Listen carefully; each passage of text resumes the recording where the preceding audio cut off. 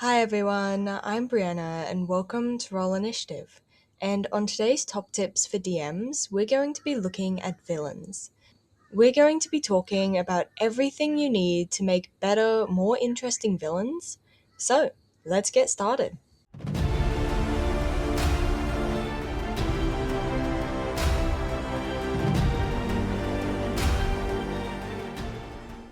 One thing that I think is quite important is that the villain has to interact with the players.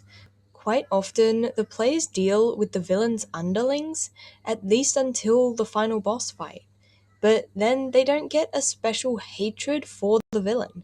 Whereas if they meet him a lot and see the sorts of things that he does, maybe they've even fought him before, but he's gotten away, or maybe they ran away. Especially if they have had to run away from this guy before, then next time they fight, your players are probably going to be a lot more interested in taking this guy down, and they're actually going to have something against your main villain. If they never meet the main villain until they have to fight him in the end match, then they're not really going to hate him as much. It can work if you've seen all the destruction that the villain has caused, or certain things have happened because of the villain, then your party can still get a hatred for the villain without having met them. But I think it's really cool to build up a history between the villain and the players that can make them much more interesting to play, and I feel like it makes the final battle a lot more dramatic and feel like the stakes are a lot higher if they actually have a relationship with this villain.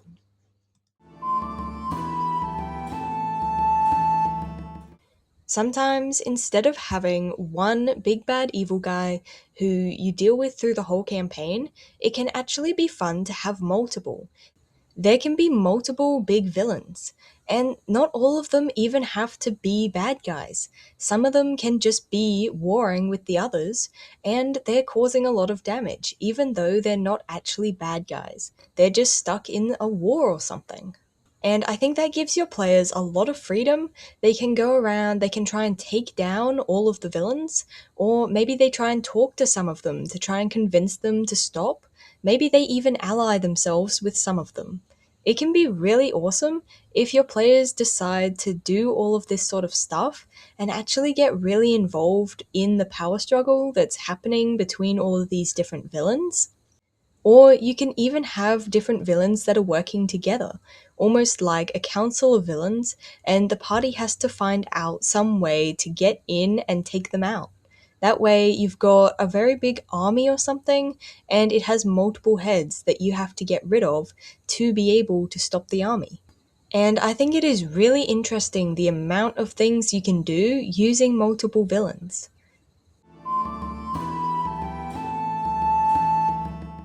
A lot of villains have this same problem, and that is their motivation. A lot of villains are just very cliche, wanting to take over the world and not really having their own motivations, or even just being evil for evil's sake. They don't have their own personal goals or motivations that feel new, and that can make it really hard to make them interesting. They don't feel like what they want is particularly new or important. So I think it can be a really great idea to work on your villain's motivations and find out what they want. Tie it into the story and make it more than just them being evil. There has to be a reason. A lot of people aren't just evil for no reason.